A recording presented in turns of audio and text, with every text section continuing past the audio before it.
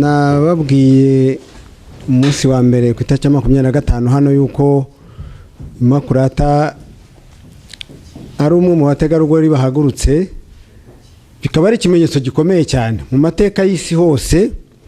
Abategarugori iyo bahagurukaga ibintu byarahindukaga rwose, kuva ku gihe cya kera cy'abagereki no ku gihe cy'abaromani. Immaculata avuze ibintu hano binyibutsa umugore twaga Perpetua. Uwo mugore akaba yari umuromani ku gihe batotezaga abakirisitu. Wari mu mwaka wa 202, donc Yezu Kristo amaze gupfa, abigishwa be barimo kujyana ivanjiri hirya no hino. Uwo mubyeyi wari ubyaye umwana umwe gusa, Perpetua, yari afite umugabo w'umusirikare, akaba yari afite mubyara we, nako yari afite oncle Boninde, ni se wabo, wari umusirikare ukomeye. Bamusaba yuko icyo gihe bagomba kuramya umwami, bagomba kuramya uwo bitaga l'empereur. Ntabwo ariko byagenze rero, Perpetua yanze kuramya empereur. Aba basirikare barimo n'umugabo we, barimo n'uwo se wabo, bamusaba yuko yashyiramo umubavu mu kantu bashyiraga imbere ya statue, donc imbere y'igishushanyo cy'uwo mwami ho cyabaga hose mu mujyi, mu ngoro bagomba kumuramirizamo. Perpetua rwose aranga pe. Kwanga icyo gihe rero byavuga ko bakwica.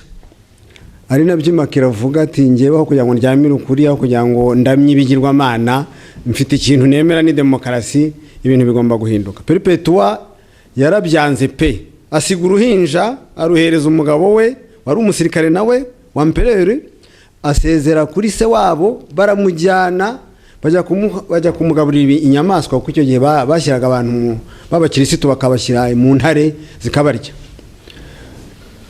Icyo gikorwa cy'uwo mugore Perpetua gisobanura ubwigenge mu byerekeranye n'urukundo. Ni ukuvuga ko nta muntu ukunda ku ngufu, umuntu akunda kubera ko bimurimo. Ntabwo rero Kagame azasaba abanyarwanda ngo bamukunde nibanga bakubita bamazisha imihini. Umuntu ahitamo icyo akunda, kandi urukundo ruri hagati y'abantu babiri. Nkeka ko Immaculata nabo bafatanije namwe mwese hano mukunda demokarasi. Hari icyo bita gukunda igihugu cyawe, ugakunda abaturage, le peuple muvukamo, cyangwa se ugakunda igisambo kibavutsemo kibonka ngo kikajya kikuhaho kikagutanyura akantu gatoya. Nkeka ko iyo uhisemo demokarasi uhisemo demokarasi.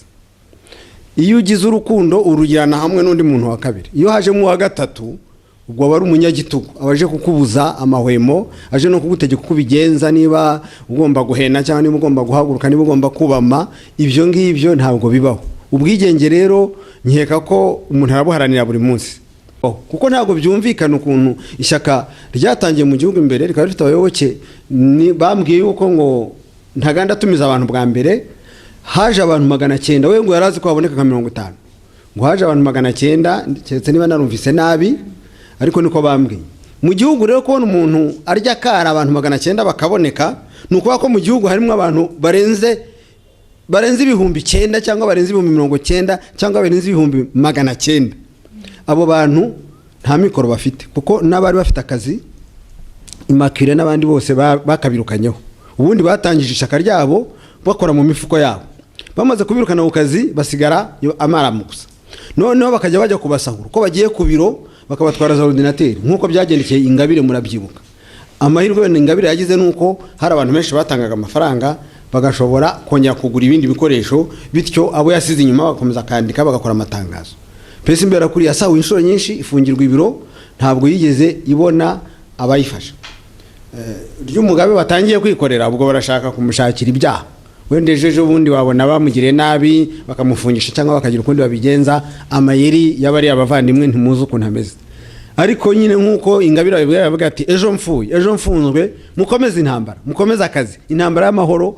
Pesi Imbera kuri ivugira abaturage, nicyo gituma harimo sociale, parti sociale Imbera kuri ishaka ubwige, ishaka ubutabera, igashaka ukuri.